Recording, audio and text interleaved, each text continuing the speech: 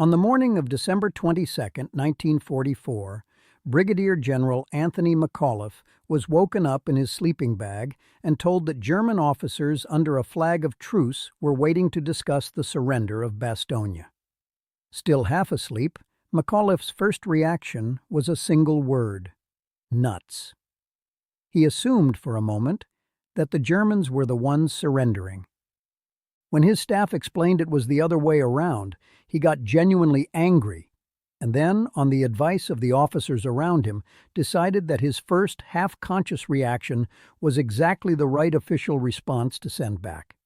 It became one of the most famous replies in American military history, delivered by a division that was surrounded, outnumbered roughly 5-1, nearly out of ammunition, and had just lost most of its own medical company to a German night raid. This is the story of the 101st Airborne at Bastogne, a defense so improbable that it turned a division rushed into position with barely hours to spare into one of the most celebrated units in the entire history of the United States Army.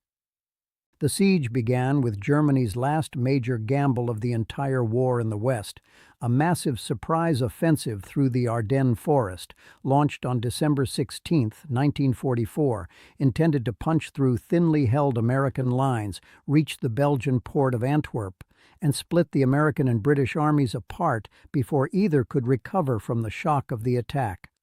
The German plan depended heavily on speed and on capturing key road junctions before American reinforcements could arrive to block them,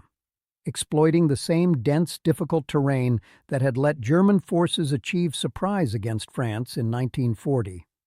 Bastogne, a small Belgian town sitting at the intersection of 7 separate roads through otherwise difficult forested terrain, was exactly the kind of junction any advancing army needed to control if it hoped to keep its armored spearheads supplied and moving.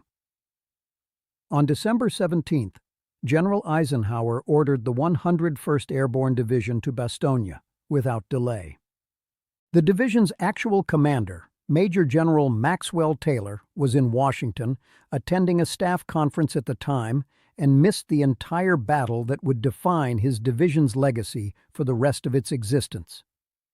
Command fell instead to Brigadier General Anthony McAuliffe, normally in charge of the division's artillery rather than its overall combat operations, a comparatively reserved officer about to be thrust into one of the most consequential defensive stands of the entire war with almost no advance warning. The 100 first traveled more than 100 miles to reach Bastogne, packed into open-air trucks in bitter winter cold, arriving with barely 4 hours to spare before German forces reached the same crossroads. A margin held open only because a combat command from the 10th Armored Division had fought a desperate delaying action to buy the paratroopers enough time to get there first.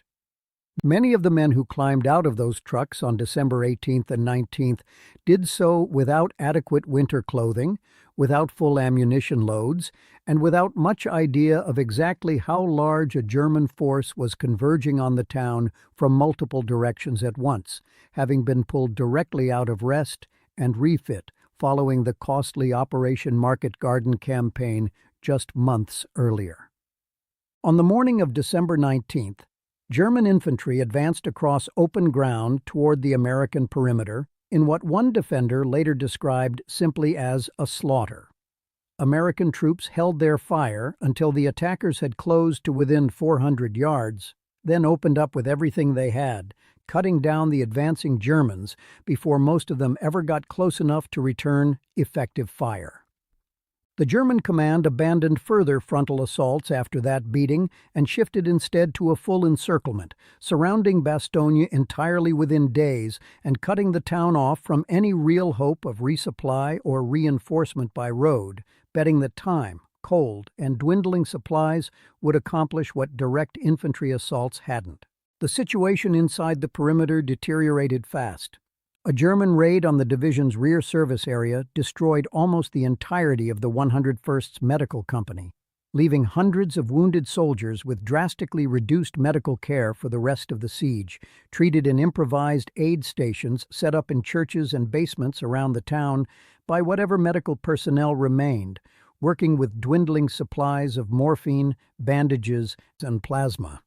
Food and ammunition ran low with no resupply route available, and men on the line grew accustomed to rationing everything from bullets to hot meals. Some positions along the perimeter thin enough that soldiers joked darkly about how few actual defenders stood between them and the next farmhouse. By some estimates, the roughly 18,000 American defenders inside the perimeter, a mix of the 101st itself, along with attached armor, tank destroyer, and artillery units, rushed into the fight from whatever nearby commands could spare them, faced a German force outnumbering them by something close to 5-1.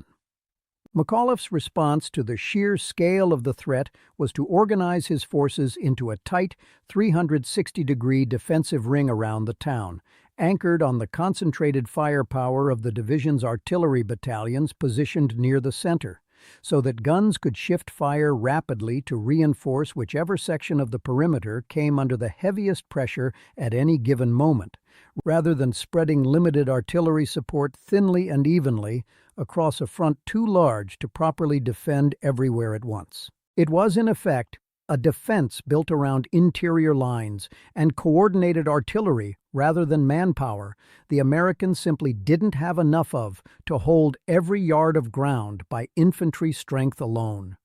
That defense held through days of repeated German infantry and tank probes, none of them quite finding the weak point they needed to break through and finish the encirclement off decisively.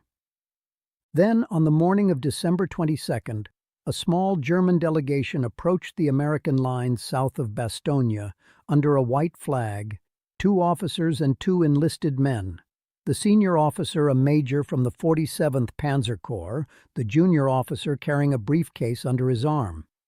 They were spotted first by a rifleman in a foxhole near a local farmhouse, then blindfolded by the American soldiers who met them and escorted to a company command post, where they delivered a typed ultimatum addressed to the American commander of the encircled town, printed on 2 sheets, one in English and one in German. The note declared that the fortunes of war had turned, that German armored units now had Bastogne's defenders completely surrounded, and that the only way to save the American garrison from what it called total annihilation was honorable surrender within 2 hours of the note's delivery.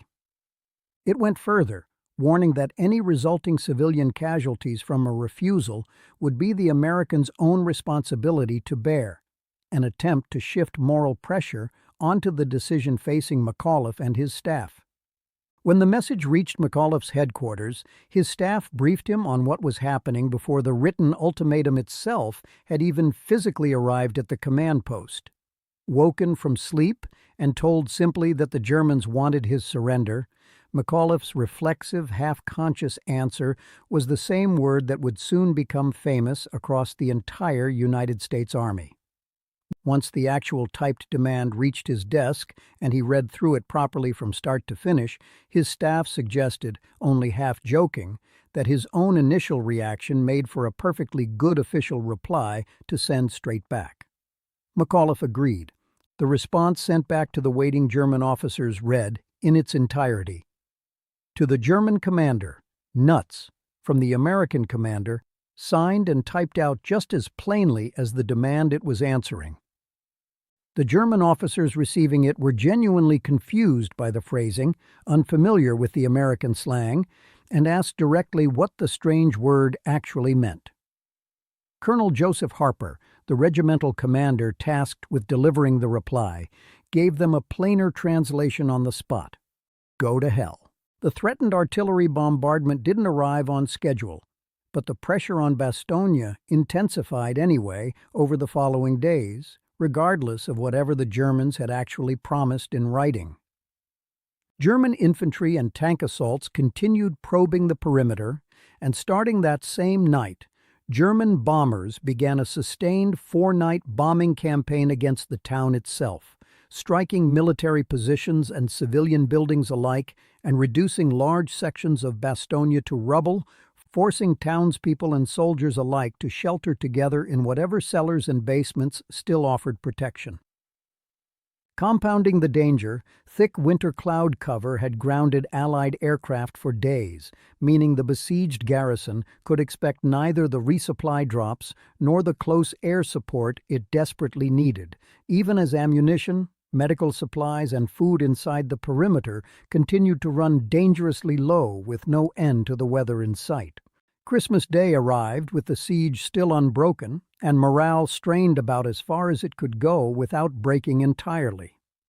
McAuliffe and his staff gathered around a few sparse evergreen branches standing in for an actual Christmas tree that year, and McAuliffe himself later described the mood plainly.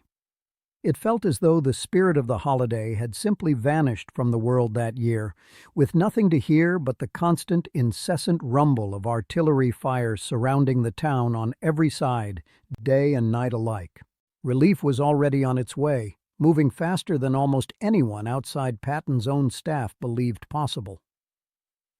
Days earlier, Patton had begun the remarkable logistical feat of pivoting two of his Third Army's three corps a full 90 degrees to drive north toward Bastogne, a maneuver he'd quietly prepared before Eisenhower had even finished issuing the orders that made the move official, anticipating exactly where his army would be needed before the request for help had fully worked its way through the chain of command.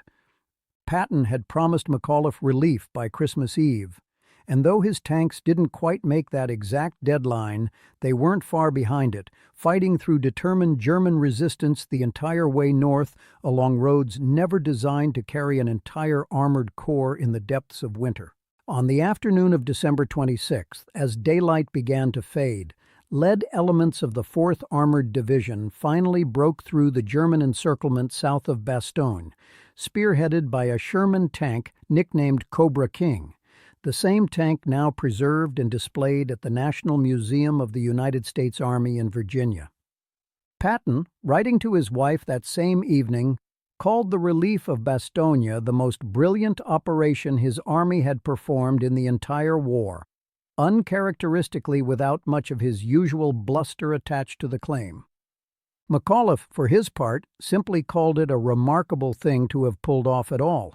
a rare moment of understatement from a man whose own reply to the Germans 4 days earlier had already secured his place in American military legend.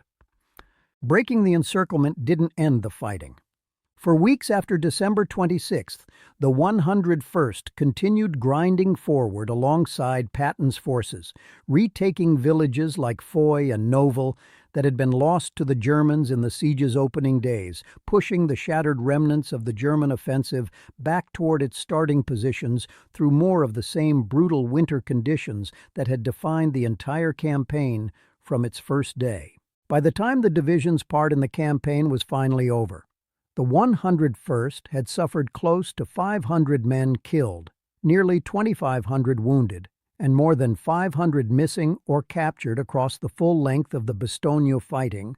a serious toll for a division that had arrived at the crossroads with barely hours to spare and had to improvise its entire defense from the moment it climbed down out of the trucks that brought it there without the benefit of prepared positions, reliable resupply, or even its own commanding general present to direct the fight.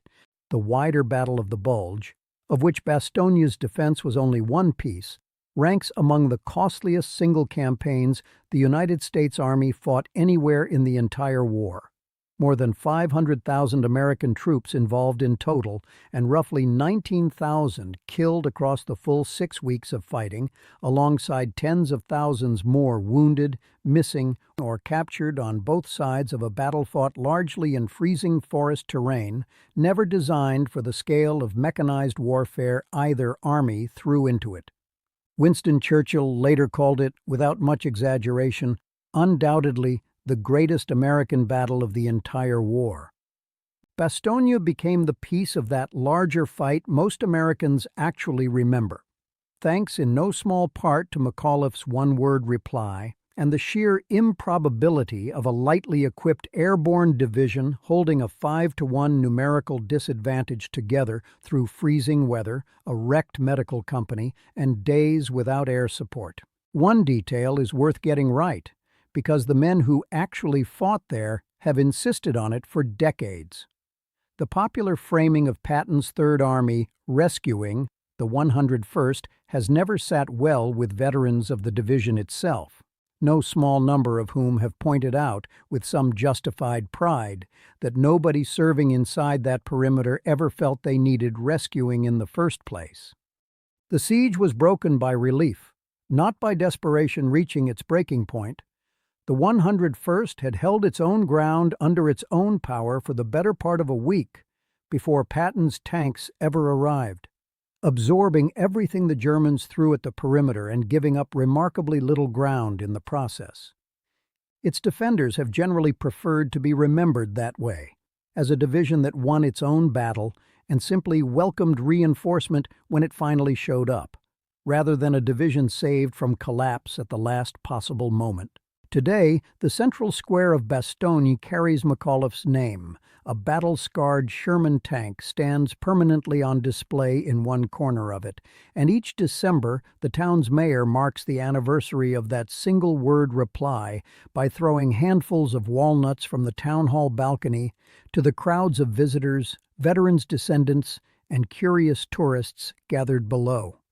If you want to hear the story of Patton's earlier, far less successful battle at Metz just weeks before the Bulge began, a fight whose German survivors would go on to help launch this exact Ardennes offensive, that's a video we've already made. And if you want to hear how a secret unit of artists and sound engineers helped clear Patton's path north to Bastogne, check out our Ghost Army video as well. Let us know in the comments which forgotten battle we should cover next.